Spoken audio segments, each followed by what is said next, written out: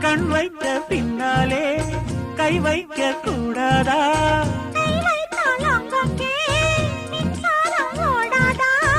என்னென்ன ஆனால் என்ன அவள் கொண்ட போது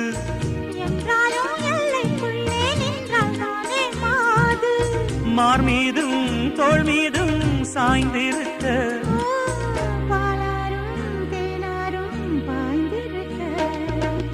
உன்னை வனத்து குயிலே நீ என்னை நினைத்து இசை பாடு.